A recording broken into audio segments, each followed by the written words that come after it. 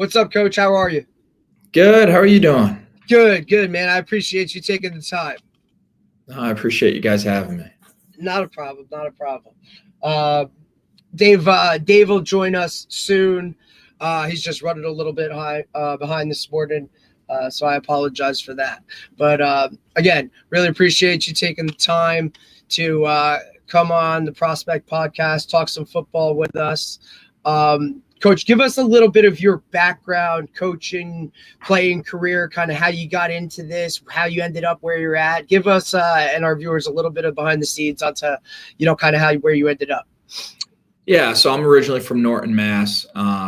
Played at UMass. I was a walk-on there. And then after a couple of years there, I started being a student assistant for who was then the head coach, Kevin Moore. So I worked with the quarterbacks there, charted plays, did a whole bunch of stuff. And then I was fortunate after that, got the opportunity to coach at Amherst College, which was right down the road. It's literally only a mile down the road. Great school. Yeah, awesome school. I was there for 2 years, went 15-1 in those 2 years combined, won the league both years. And then Kevin Morris at UMass ended up becoming the offensive coordinator at Yale. Was fortunate enough to go there, did all the video stuff there, and worked with the defensive backs as well. And then I worked in prep schools for a little bit. So I was at what was then a small all-boys school, St. Thomas More, which had struggled for a little bit, and we sort of got that program rejuvenated. Had their best consecutive seasons in about 15 years. And then I took a job at Loomis Chaffee, which is another boarding school in Connecticut. And they had really struggled before. So the 30 years prior, they only had 4 winning seasons. Ooh. And then my third year there, we broke a bunch of school records, first time ever winning a New England championship, whole bunch of other stuff. We're fortunate to have some super talented kids at both St. Thomas More and at Loomis. And then that sure always helps, right, Coach? Always helps when you got some guys that can play the game, We've been fortunate to have super talented kids who work really hard and are good people. And then the original head coach I played for at UMass, Don Brown, got hired back as the head coach. He offered me the tight ends job. Legend. So we were fortunate enough, my wife and I, to go there. And then we did it for a year, and the prep school thing was just something that was a better fit for myself and our family.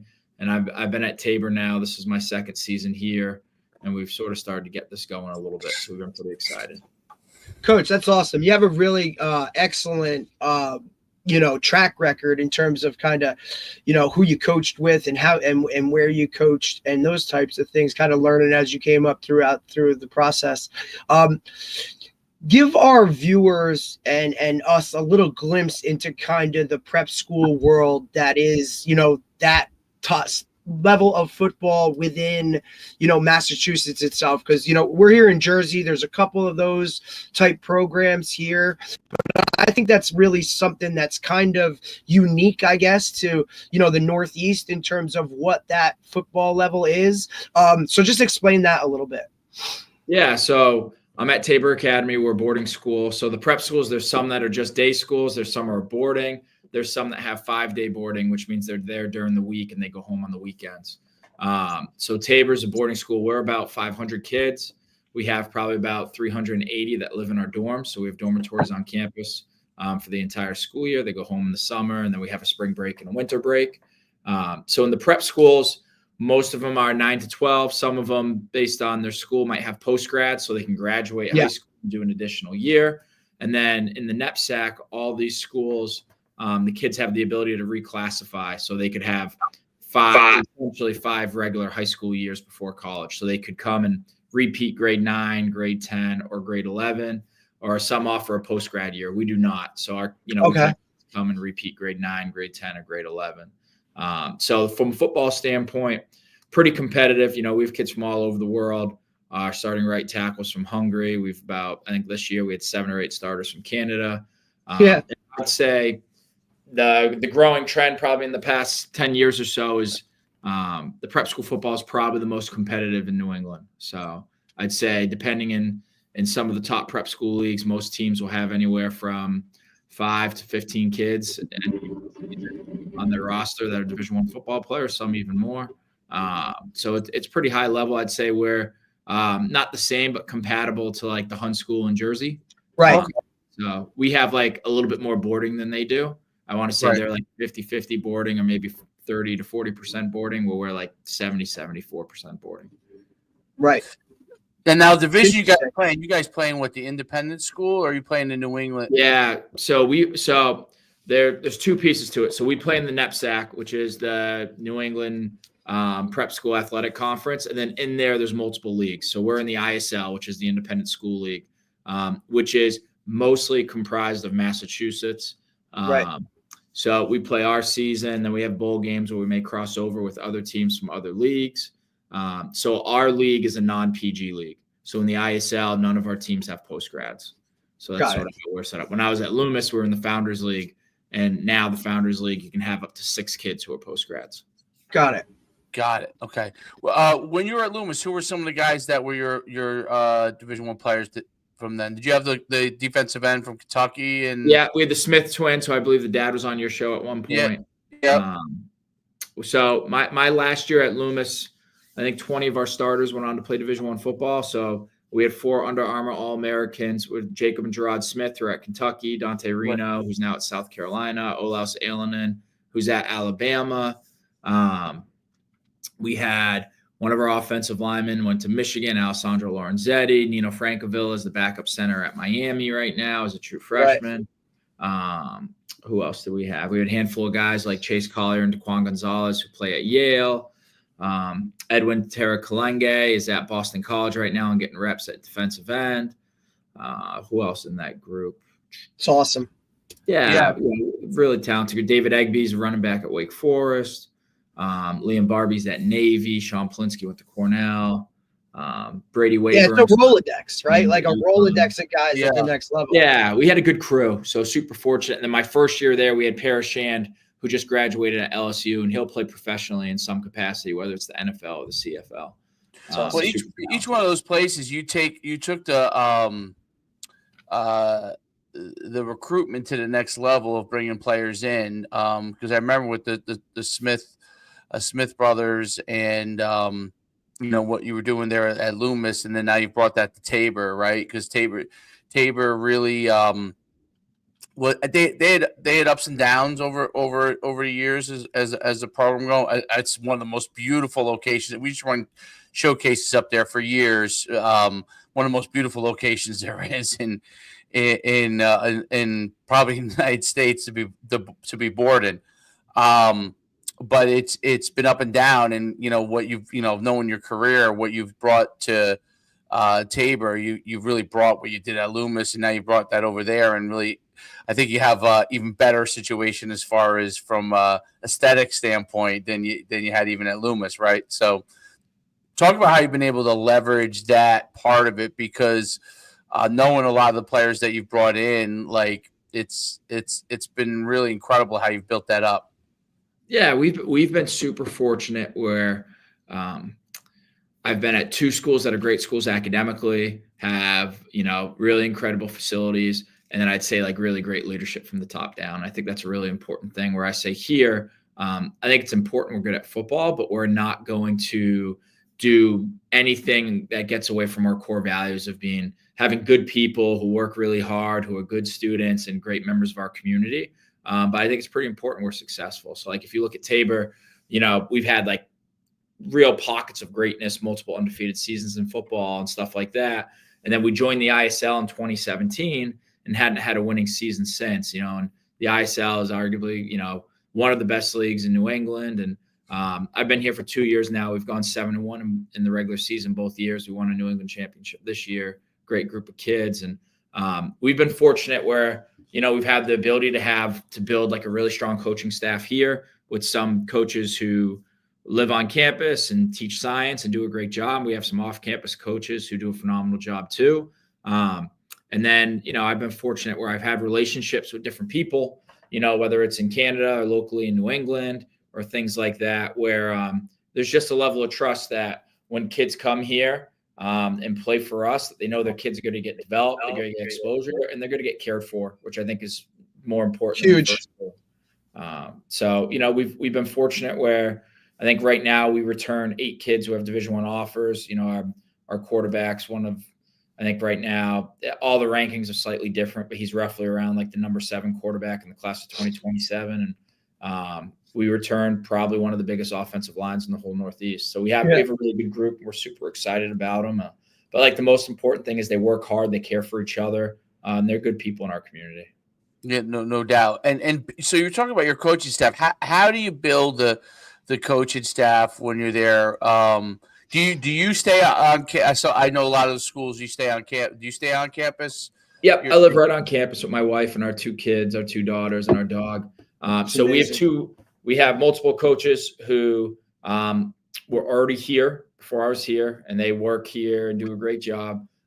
Then we had an off-campus coach whose son used to play here, a really tough quarterback for us, captain, great player, great leader, who he was a former, Division I offensive lineman, 4-year starter captain, and he coaches our offensive line now. And then we also had our wide receivers coach was already here, who we were just fortunate where his nephew played here.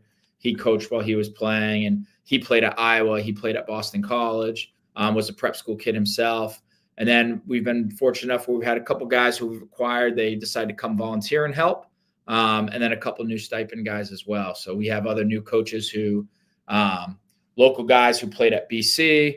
Our quarterbacks coach works for M2QB, which is one of the best QB training programs in the Northeast, if not the country. And he's Bridgewater State's all-time leading passer, which is right down the road from here. Our DC has worked at Miami, Florida, did a Bill Walsh internship with the Jets, was an FCS line coach. He's done a great job.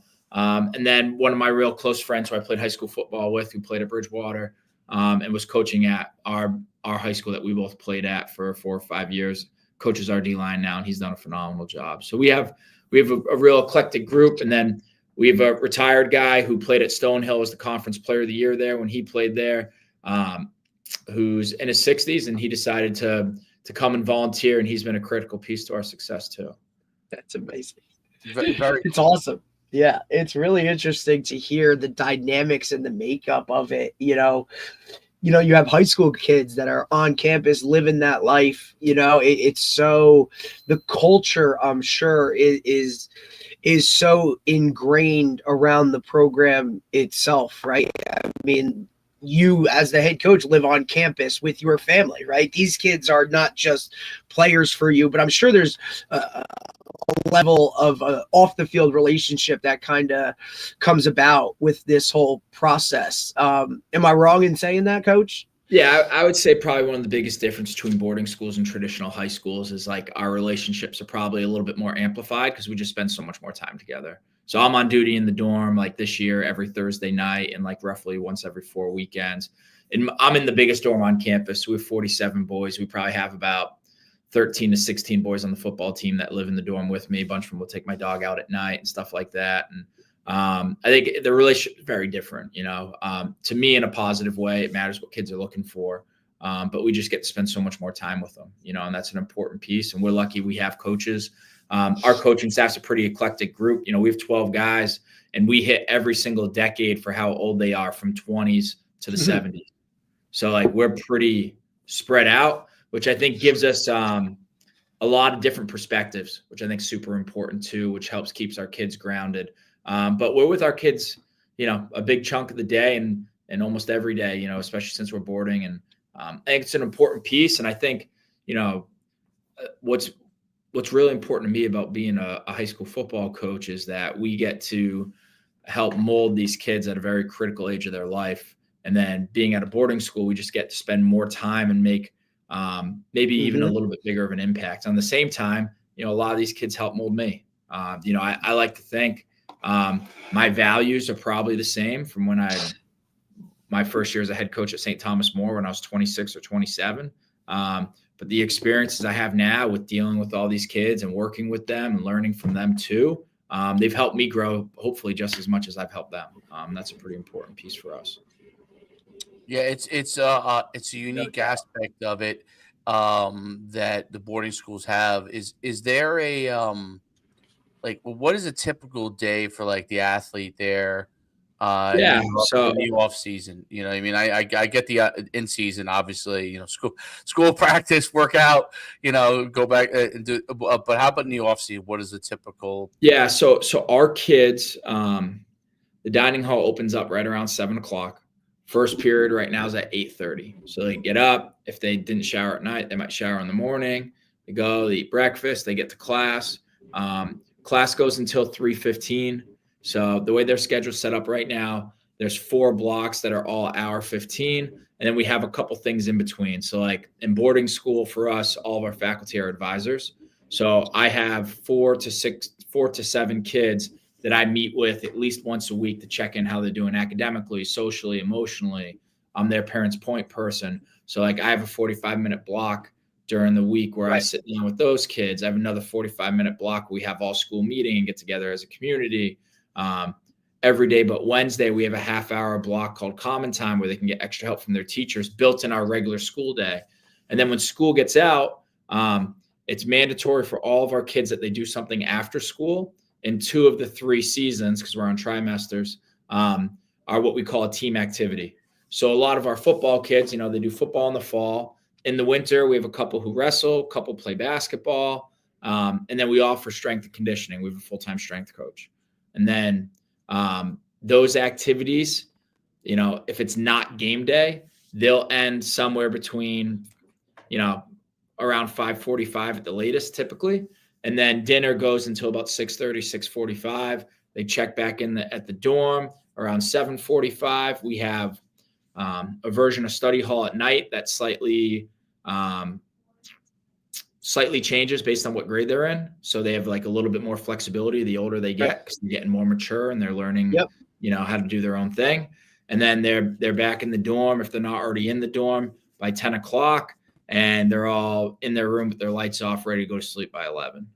So that's sort of how our schedule is. And in the spring after school, you know, most of our guys will either do lacrosse. We probably have about 12 to 15 lacrosse guys. We probably have about 3 to 5 baseball guys. And then virtually all the other guys will do track. So if they're linemen, they'll throw. If they play any other position, they'll sprint and run.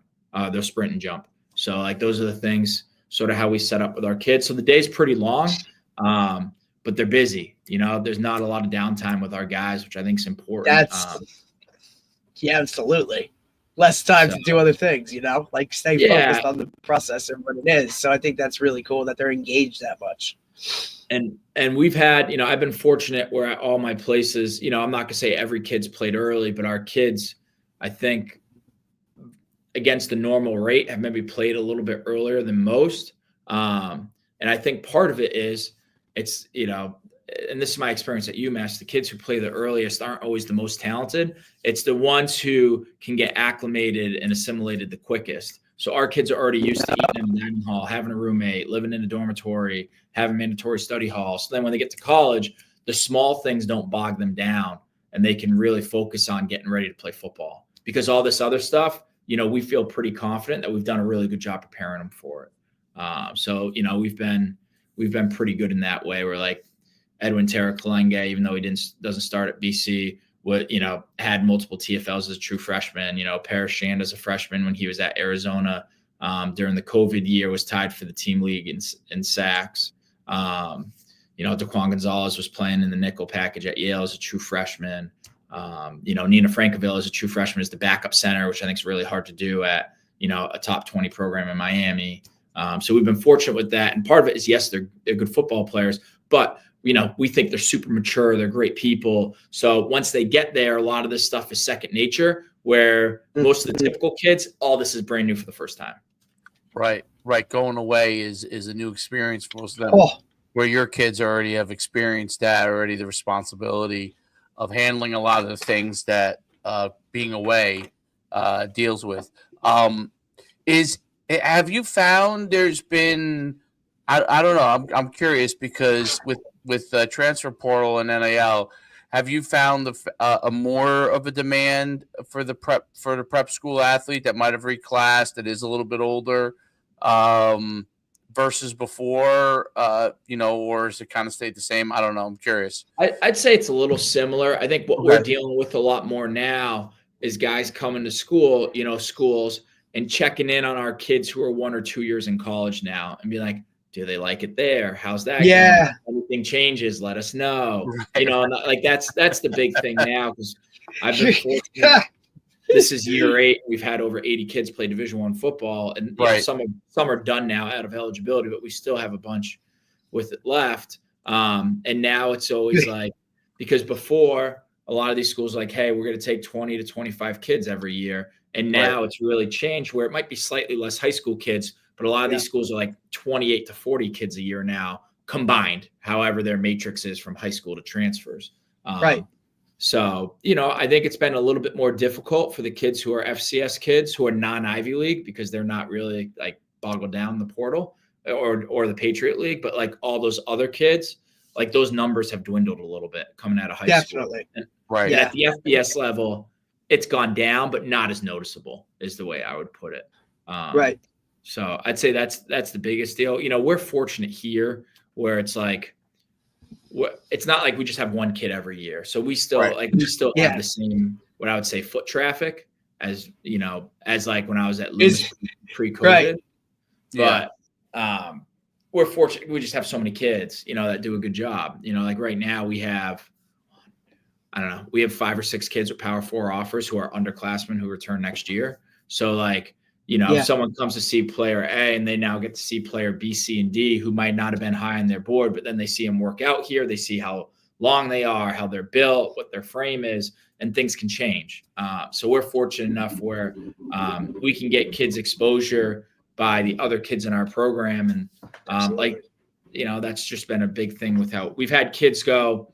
We've had Power 5 programs from when I was at St. Thomas More that came to offer 2 kids.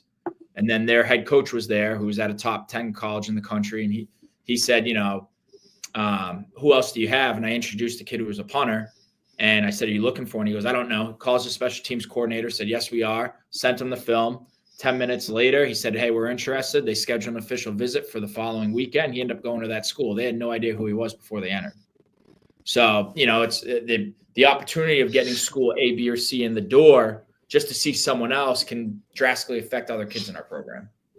Well, I also think it's a unique situation too, Coach. And not to cut you off, Dave, but I said, like, you're like, this isn't what most high school programs are. They don't put out this kind of guys to the next level on the regular, right? So your process of how, when coaches come into your building, this is what we're working with, right? It's a lot more. It's almost the norm for what it is for you in terms of every offseason, the process of how guys get recruited. You're constantly in it because you have guys that are, at the next level already. Whereas a lot of high school coaches really struggle with this because maybe they've had a Division III player at some point in their career, right? You're talking Power 4s, FCS on the regular, Ivy League, Patriot League. Like, you deal with it throughout. And for how much this thing changes, we go back and forth. It's insane. Most coaches have no idea how to even get some kid recruited or to work that entire process, let alone explain it to a parent, right? Now, and just so for you're so far ahead of the game when it comes to that. These kids are in such a better situation that I don't think most people really understand. And it's something that a lot of high school coaches struggle with this, right? Especially now with social media, where some college coaches don't even talk to a head coach. They talk directly to the player or to their parent or handler that we're seeing a ton now. So definitely from that perspective, you look at those types of schools or your types of schools way ahead when it comes to that. Yeah. And that's the big difference between like the New England prep school football. And then now listen, I say this to everyone. There are some unbelievable public school programs in New England. Springfield Central does a phenomenal job. Everett for since 2000 had done a really, really good job. In the Fairfield County area, there's some really good programs as well, like Darien, New Canaan. There's some public school programs that do great. At the same time, what's nice here is, we're a school of choice. It's not for us, when we graduate 3 or 4 starting offensive linemen, we could have the ability to have 3 or 4 enter the school, where if you're at the local public school, you're looking at 8th grade and you're saying, all right, this is who we get. And they might not all even come here. So, it's a little bit different environment. I think that's one of the pluses of being at a place like Tabor is, we're always going to have guys, and that helps. And, it's tough because what I say to a lot of people, it's like the easiest way to get schools to come visit you is have good players. Well, hell yeah. As a public school, you can work super hard to develop them. But at the same time, like you need to have kids who have the frame to do this. Like I say to every kid in the process, like every kid's built different and they're going to have their own ceiling and their own floor. Now, our goal is to get every kid to their ceiling, but like no one was created equally. Right. So, for us, we're just fortunate. We have a bunch of kids who do all the right things, but are also super talented to help bring people through. Do you see a uptick in demand for kids looking to come and reclass with you guys? Is that something that because of some of the things that we talked about with recruiting, do you see an uptick of players that want to come into where you guys are and or inquire about it? Is that something that you're seeing more of an uptick in?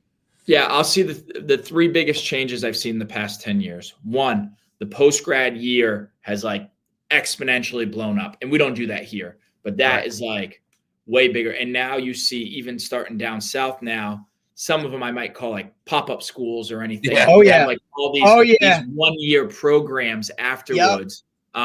Where I think PO boxes, coach, a lot of PO boxes. It gets people confused with what we do up here, where like some of those schools down south or whatever, like it's just a football team, right? Where here, like the New England prep schools are some of the top academic schools in the world. Like we're a full-blown institution, where now we're starting to see like a sports academy for football somewhere that only does sports. There's no education component to it. There might not be a true brick and mortar building or however need be. So I think the post-grad year is exponentially blown up. And one is because the way the transfer portal is, they're taking less kids out of high school. So now you have the same amount of kids wanting to play college football, taking less high school kids. So can I divert my path 1 year to maybe make me more marketable or more recruitable or whatever?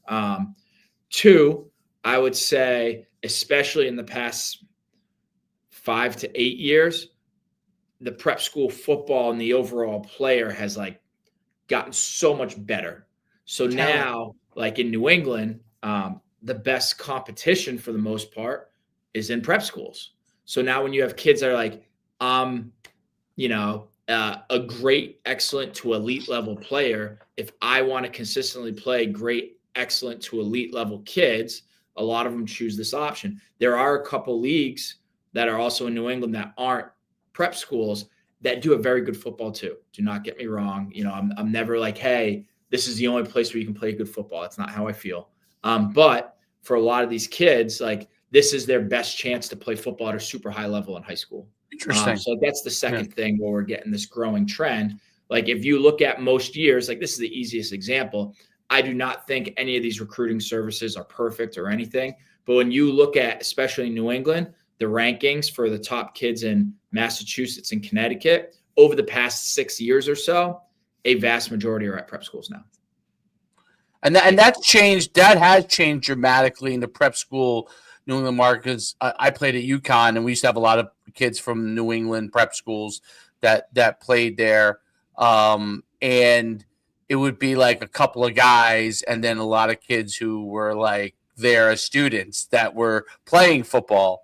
And I think that's what's changed a lot with the prep schools in New England versus how it used to be, where you used to have like, I mean, for people who don't know, like the school ties, like Maine Central Institute, would have like 1 or 2 guys, super studs. And then the rest of the team would be a lot of kids that were playing football that happened to be at the school, right? All of them were pretty good academic schools. Some were more focused on football than others. But that's kind of how it was. You would take a few, and now it's really grown where, like you said, the competition level is so much higher. And we see it with down here with the Hun School, where the Hun School is really pushed in New Jersey, has pushed the envelope there. Yeah, they've done a great job. Well, each one of them now, right, are starting to trying to figure out how to do something like what Hun School has done, and what they could figure, trying to figure out what works within their institution, right? But like Hun School in New Jersey has really done it the greatest, and to the biggest extent, much like what you guys are doing in New England, where they have, 10 guys going to really good places every single year. So I think that's really, really interesting. And I think the educational component of it as well, if someone wants to, so not just play big time football, but maybe they want to go to a high academic school. They're a really good football player. Maybe they're going to be a Division I football player, but at worst, they want to be able to go to Ivy Leagues and play, right? And be a player at that level at minimum, depending on how they develop.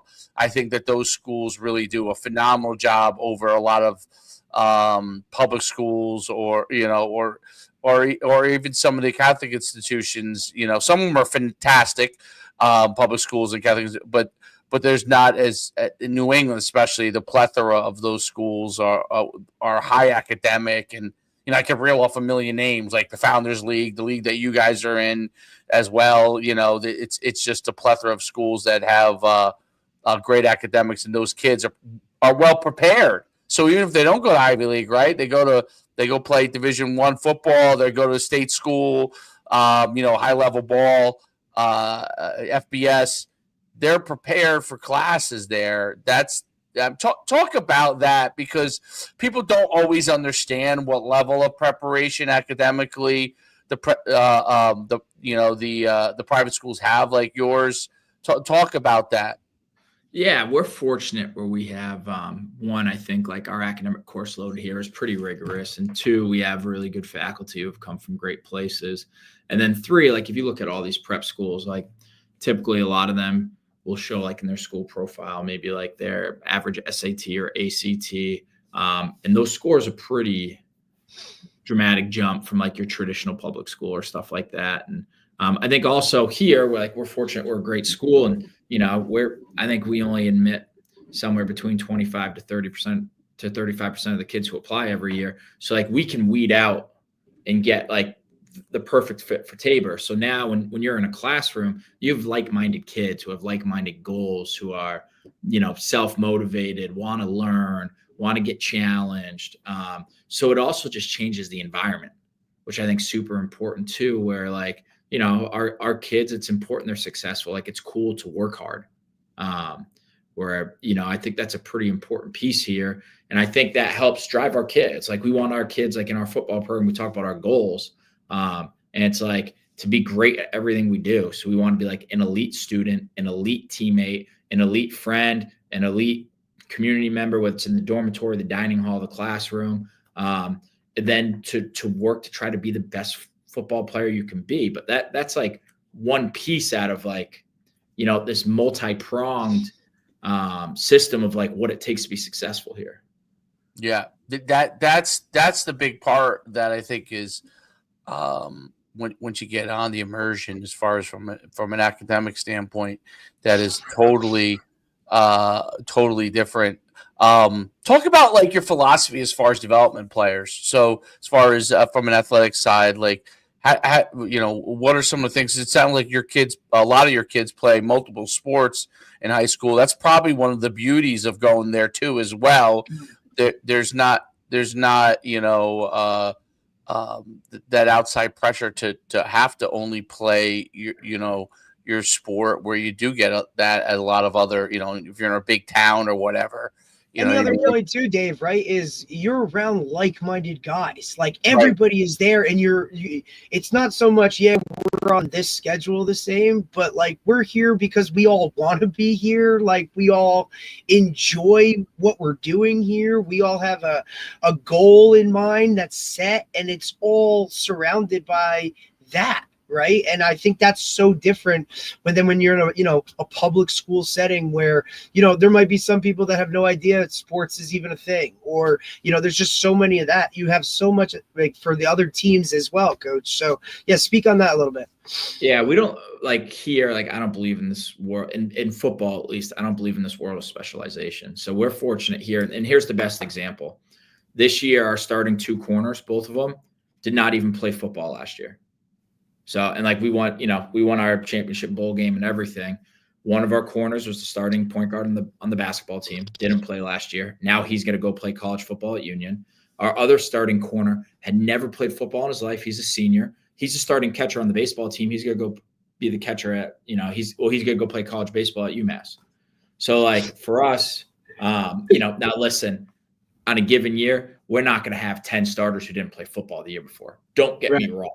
But like if you're a good athlete, you want to work hard and you're going to grind, like we'll find a role for you. It might not be to start immediately, but like we'll work with you. So our kids, it's really important. Like Carter Gooden for us, who's a 4-star defensive end in the class of 26.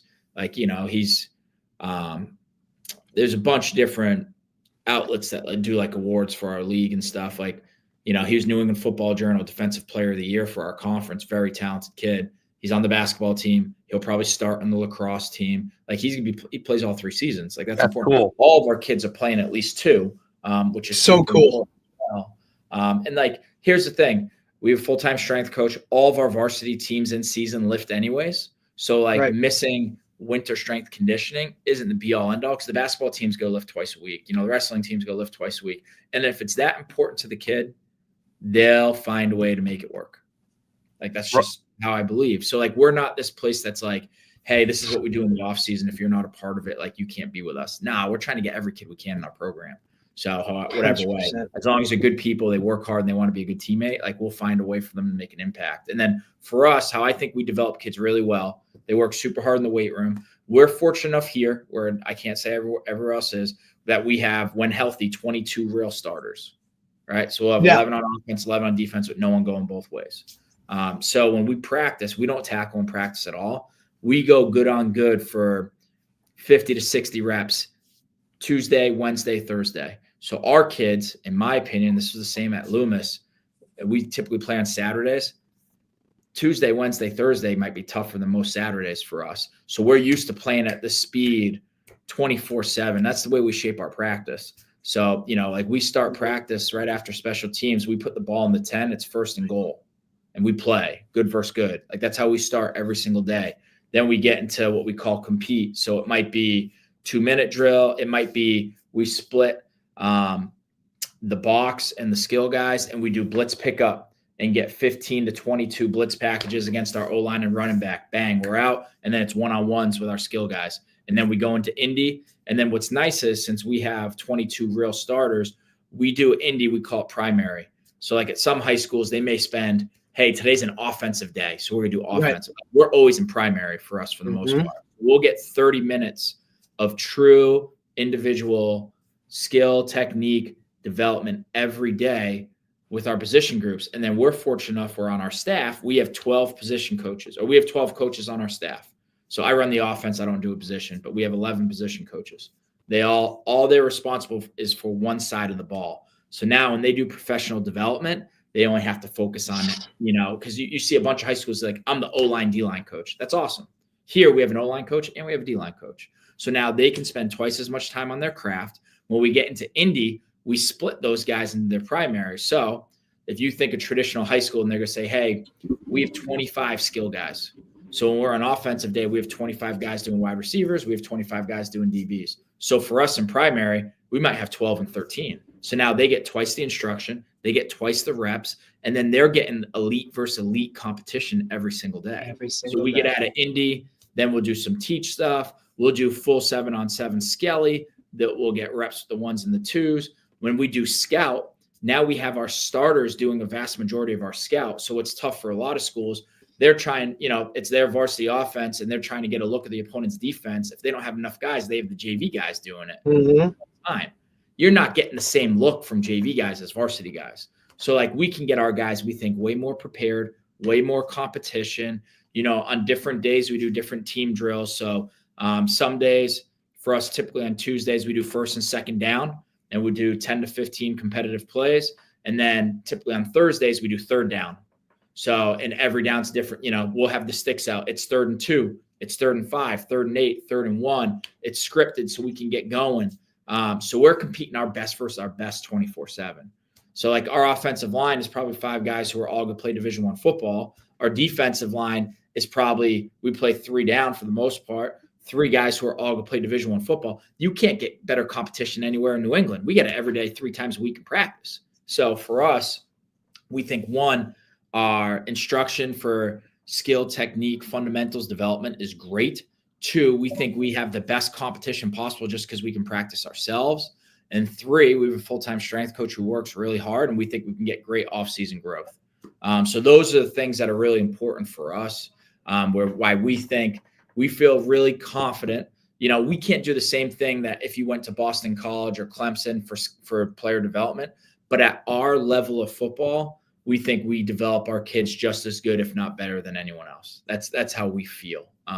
So, you know, when they go to college, it's obviously a whole new animal. Don't get me wrong. But we feel pretty good that when our guys leave here as seniors, that we're getting them to their high school ceiling.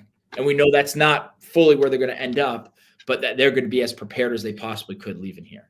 You're going to be a lot closer leaving Tabor than you would be at probably, I'd give it an 80% of other schools. And that's, you could talk about just the prep work that, you know, it's why you said, Coach, guys from your place play earlier, right? Look, we all went away to school. Those first couple weeks of like, oh, damn, I got to do my laundry and I got to like figure out when to eat and all. I mean, literally those types of things where, you know, you've had mom or dad or whoever doing it or helping you to be there and keep you on track. Now you can come in and focus and be there.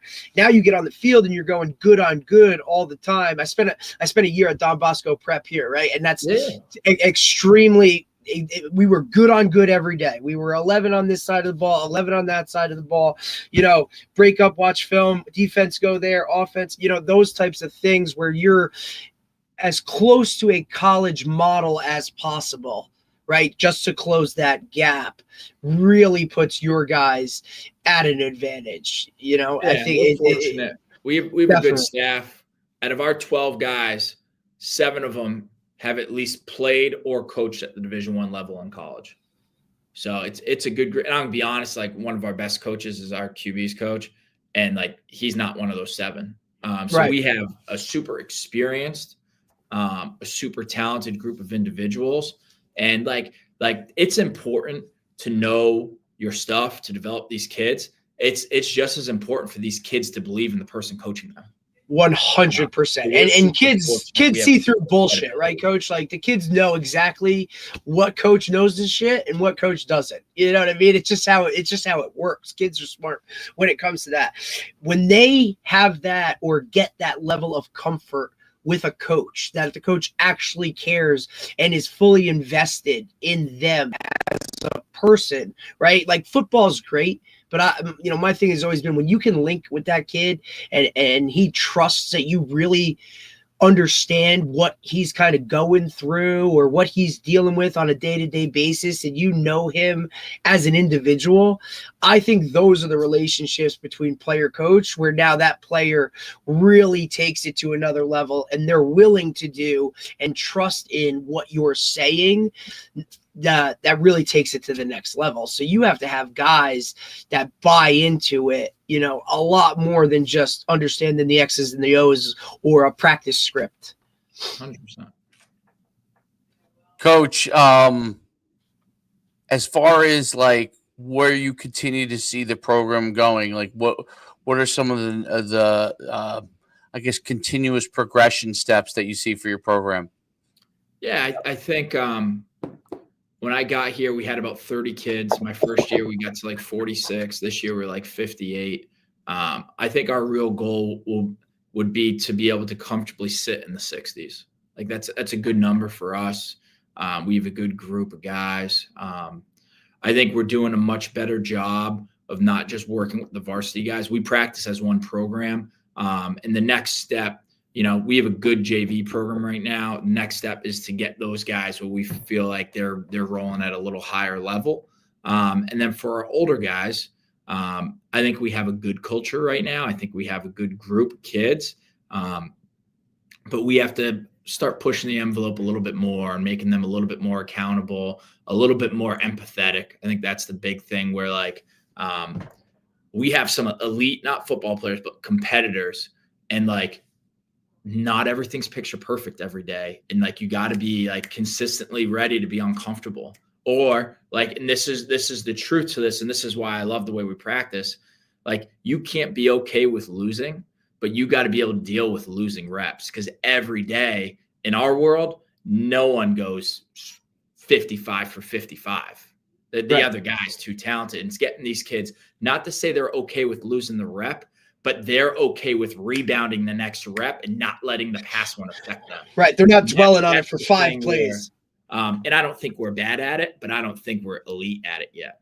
And that's what we really got to do a lot better job of, like elite resiliency to a negative effect the play before. Like whatever just happened in that play, positive or negative, not letting that outcome make us too high or too low for the next play, that series, the series after, when we go back to the sideline, like having elite body language, elite composure. And we're good, but we're not at, like, I want our guys to be like a stone, like nothing changes. Like, hey, the mission is the mission. No matter what just happened, I'm still me. And that's the difference between being really good and great and excellent, and then excellent to one of the best. So like, that's what we got to like really harp on, I think, moving forward. No doubt. Well, that's what happens when you have a lot of really smart kids too. You get they're analytical, right? So they looking at what they did and they're thinking about it. And you're on to the next play. We need you to forget that. We need you to save your genius for halftime where we can discuss it, or at the end of when you come off the field. Don't worry about it during this play. Move on to the next play, and then we can talk about it when you come off to the sideline. But I think that's a learned thing. I mean, that's something that they can continue to learn, and it's part of it too is the culture too that they're around today, that everything's accessible to them. It is a lot harder for them not to dwell. The kids dwell on things a little bit more than maybe it's just when I grew up, maybe we were just big dummies, but something bad happened, just like, all right, let's move on to the next thing, because you're used to bad things happening.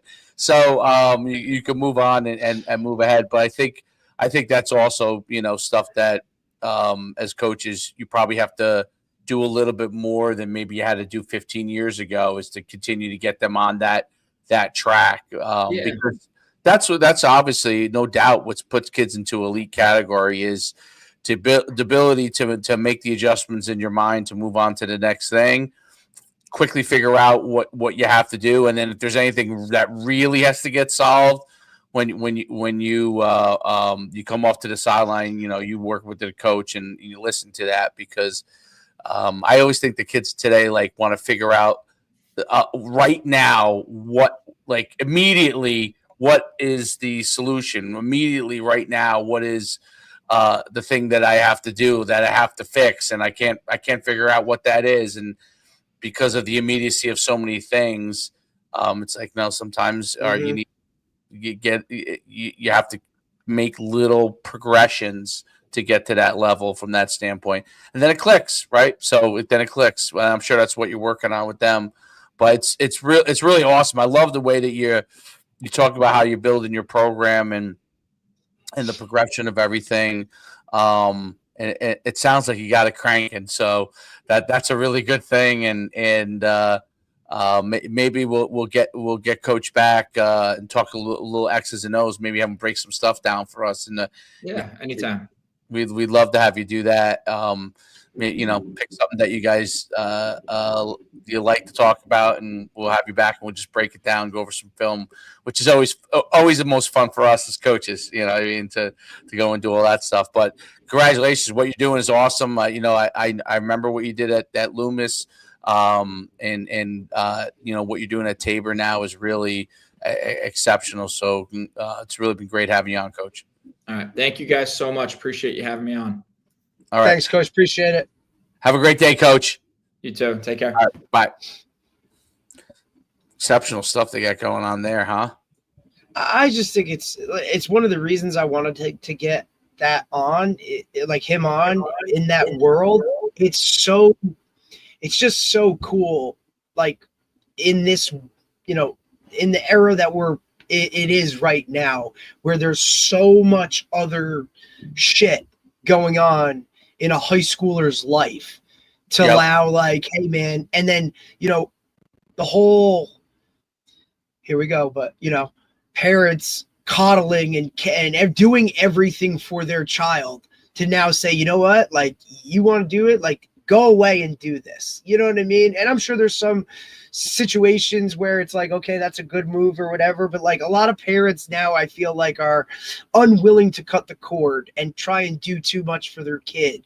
And now you just see when they get in this setting and they're, around like-minded guys and people who care, right, on and off the field, that level of maturity is still, you still have the ability to get that at a high school level, right? And, like you said, those guys play early when they leave. And hell yeah, it's because they are conditioned and programmed and have been a part of it, on and off the field for 4 years already before they get to college. Like, they're good to go. Like, I could do my laundry. I know what it's like to like wake up to an alarm and go get breakfast and do that shit, where, mom, is breakfast ready? Make sure you get up. Hey, you got to shower. Like, all of that shit. They do great. I think I think that's what these prep schools do a great job of. It's just so cool. I think it's so cool. And I guess it's maybe because like guys like us that were all in all the time, to be around that all the time. Like, oh man, dude, like I would have just loved to be a part of it.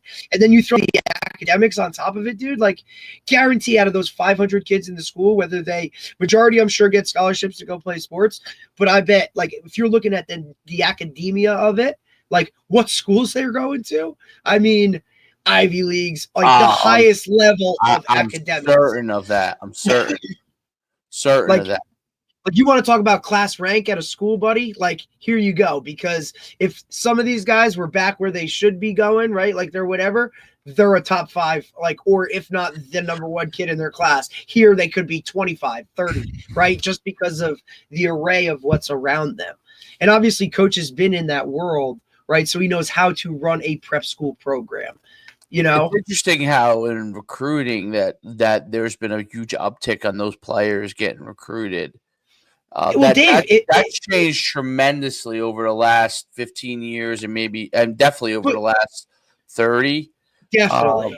But I mean, you're thinking at it like this too, right? Grad thing. It used to be like, if I were to guess, just thinking off the top of my head, most of our UConn guys that were from those post-grads, they had almost all of them must have been post-grad. But I'll tell you, like, you look at but now the reclassing thing is a big thing. Well, right? But I also think, like, you look at it and you're saying, look, there is so much pressure to win now, right? I can go to Tabor and get a kid who's ready-made, and I can go with it, and he can play, and I don't have to worry about him off the field. He's a year older. He already has he's already probably a sophomore in college by credit-wise because he's taken this at this school. I don't have to worry about him in the classroom or any of those things. We got to win now. Those kids are more conducive to it, right? Rather than, hey, I'm going to take this kid and I know he's going to be a project and I'm going to have to work with them. And, maybe he's still a little immature or whatnot. Like, you're going to these schools up there and it's like, hey, here you go. Ready-made, ready to rock. No doubt. I mean, that's the biggest difference. It's very interesting because, from a recruit. Well, I mean, New England's always been big with this. It's obviously and New Jersey's had a lot of it, but you don't know about the players as much because in the schools in the scholastic world they're in a different league. So like you don't really know who they are. And boom, they have like 5 or 10 Division I player. You know what I mean? So it's very interesting. Like when I've run any camps in New England, like that's always been about. And you said it's beautiful, right? All those. Well, Tabor is,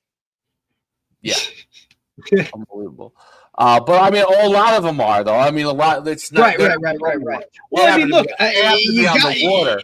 Look, buddy.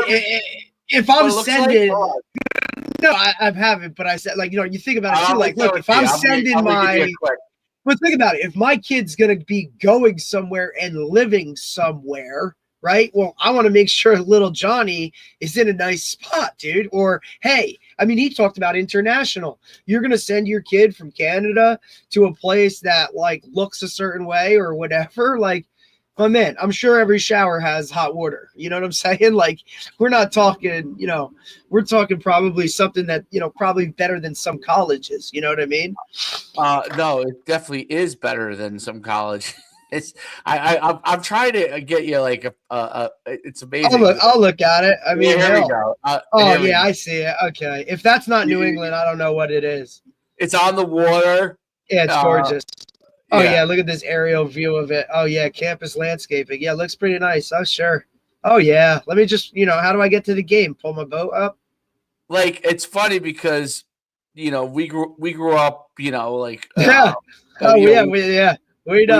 We went to like our town, our town school, right? But if you think back in retrospect for us, like at least me and you, like I would have never known anything about this ever. My parents wouldn't have had the money to do it. Even if they were giving me a 50% scholarship or 75% scholarship, they still wouldn't have the money. The biggest thing for but for my town, it was he's gonna go to Del Barton, and that was like whoa, you know what I mean? Like that's a big deal. That's a big deal in where you 100%. are. Yeah. But I listen. It's just that component. This is like Del Barton on steroids. You know what I mean? It's just crazy. I'm telling you, I just think that component of living away from home. Think about it. How old are you when you finish 8th grade? I mean, it's always intrigued me. You know what I mean? Like it's the coolest. I'm sorry. Like, and look, you can, and I'm sure there are parents that look at this and say, "Yeah, that's great. Just send your kid away, like to whatever." But if that's gonna, like, if your kid, I would just buy a house nearby. I would do it's like, look, like we see some people that have sent their kids to like IMG or something, right? And then, hey, I got an apartment down there. I mean, look at that. I know it's incredible. What was that on the bay? It looks like. Yeah, I'm sure. Well, let's see. It's Mass, right? So, I mean, yeah, it's on the bay because the ocean's out there a little bit. So. And like I said, I like when he broke down, like when he broke down like a typical day. You know what I mean? Like they're all. You come on, dude. I'm sure that crew team. I'm sure their road team is great. I'm sure their crew team has got it, dude. I mean, look, it literally says "School by the Sea." You know what I mean? Like, come on, man. Now I wonder, and I'd like to get his take on that. I wonder if he would ever go and start to play like national games, right? Like I wonder if he would schedule an out-of-state game against somebody. Yeah, I was thinking that because I was thinking, how would they do against Hun's school? Well, Hun is post-grad, right? Hun is post-grad, so they wouldn't be able to play them, I guess. Is that well, I guess maybe you could and say, hey, those post-grads can't play. You know what I'm saying? You could probably do something like that. Say, sorry, coach. Or, like, look, I would love to, like, could you imagine them going and playing, Mike at Heritage or something of that nature? Like, you want to talk about two different sides of the spectrum in terms of, like, look, either way we're looking at it, both sides of this are going to have Power 4 guys and multiple, right? But, how does it balance out when it comes to the actual football? Heritage have too much speed. That's why I get that, but I'm saying I would love to see. From a New England standpoint, I would. My guess would be that. Like, I don't think he would venture further than the DMV. I just think speed would become always. I bet you he could go bang around with like an Ohio team. I bet you he could buy like a St. Ed's or a St. Ignatius, one of those. Go bang around with those guys from Ohio for a little bit. Yeah, I don't know. I'm not sure. I don't know. It's just so intriguing, dude. Like I wonder, like when he's hanging around the door, right? He said he had 8 Division I guys on his team. Listen, if I were like that guy, like right out of college, like, dude, I'm gonna go take a job at Tabor. Okay, You're gonna give me housing because I'm gonna live in the dorms with the guys, with the players, right? Coach up a high level of ball every single year, right? Maybe teach some classes. Like, dude, what a talk about a life. Live in Massachusetts. Nice life, like, I think. Yeah, I think that's holy hell. And then when I get a family, sure, I'll just go find another prep school. You're going to give me a house on campus. And like you said, I'll have my corner, walk my dog every night, right? And the next night it could be the middle linebacker because I know he's a really nice kid from friggin' Montreal or something. And then eventually, he's going to get out. He's going to graduate from college. He's going to be making way more than I am, dude. And you know what? Here we go. Like, what a cool setting, though. But like you said, that's something that's very unique to that area of the country. I don't think you have many boarding schools or this type of setup outside of New England, right? Right. Right. No, that's a. I'm just looking up. So his. Let's see here. And I am sure his 2027 quarterback, is that the kid he was talking about? 2020 said he's like the 7th overall in the country. 4-star Peter Bork. And then I mean, I would love to know what it's like admissions wise to get in. Belichick offered him. It's cute. Yeah, I don't know. I'm not sure. I mean, I don't know how much, we didn't dive into it, but I would be curious how much they start. So Jason Silva, I know that name. Yeah, that's him. That he must be related to. Going to UConn, linebacker, 6'2". There you go. Oh no, wait. I'm sorry. No, I do know that name because he came to my camps. It's an old guy. He's long graduated. Okay, here we go. 2027. Carter Gooden, 2026. That's the D end he must have been talking about. Price tag? You want to know what it is? It has to be 70. 77 for boarding. His 2027 class and his 2026 class are real good. He's got 3 D1 guys in 2026 and 4 2027. So I think and a lot of it is the lineman. Well, Dave, think about when we're talking. They're linemen. This is the size of his lineman. 2020. He said that. He said it. He said we're going to return the biggest line in New England. They probably average 6'3". I don't know if he uses. I guess they play one way, so the DN probably doesn't play O-line, but 6'5". No. 6'5", 255, 6'4", 280. This is the guys who are getting recruited. 6'8", 290, 6'8", 310.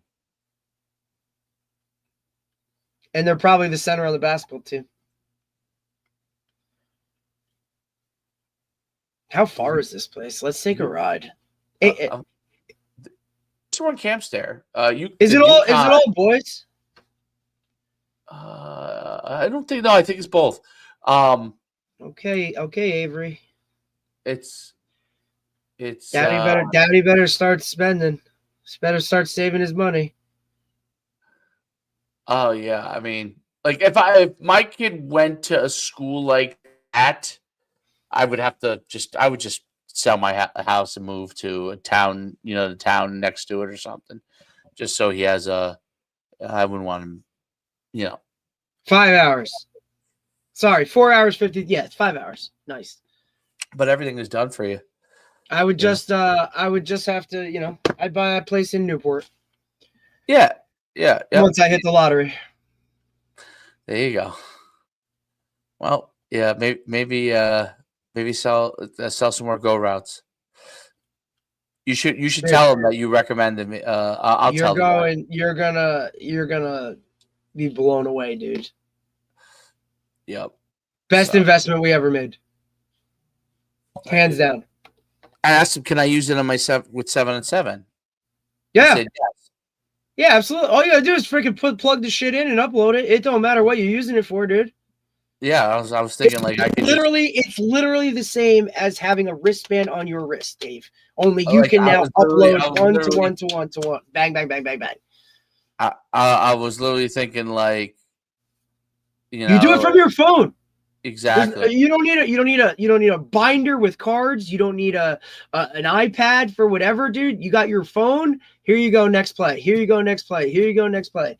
It's an app on my phone. Charges wear out though. What's that? If you're at a tournament, like would charges wear out? Like would it be charged? They carry a long. I mean, look, we would. We've been out there for at least 3.5 hours, maybe 4 hours, dude. And when I plug them back in, they're still at 60%. Oh, okay. I mean, yeah, I'm sure that would be a question in terms of like shit if we're here all day, like at this tourney or whatever. But dude, it's just like finding a charger for your phone. Like, hey, we're off this game. Go sit in the car and charge the go route. Yeah, exactly. Charge all the go routes. Yeah, exactly. Cool. All right. Well, tomorrow we have anything? No, AC clinic. I'll be down at Glacier. Oh, you're going to Glaze. You're going to Glaze. Yeah, I actually have some good speakers. So. Okay, cool. Next week we have Tuesday. We're doing punt breakdown with Coach Rendau is coming back on, and Wednesday we have Nascimento from St. Joe's Montmail, offensive line coach coming up. Nascimento used to be the head coach at Weehawken. Yep, Cincinnati played at Cincinnati. Yeah, I know. used to be at DePaul. Yeah, you know him. Of course, coach. So we'll talk a little Coach Hoffman and St. Joe's and how their roster is a lot of South Jersey guys. Well, guys from everywhere, really. That's really what's unique about it. Guys from everywhere. And they're not a boarding school, ladies and gentlemen. They're not a boarding school. I don't know how they must have created some. They may have a couple apartments nearby or something, but I don't know. So it is what it is. Good for them. Hey, Rock. Hey, good for them. That Jumpman logo looks pretty damn good on that uniform. Well, the Jumpman's going away. Do you know that, right? Yeah. That's going to be gone. Jumpman. Yep. Well, I don't think Bill down at UNC likes it too much either. I don't think he's really like a big fan of that whole whatever world. But I don't think he really, down at UNC. You mean Belichick and them? Yeah. Interesting. All right. Well, let's get off, and we'll see you guys on Tuesday.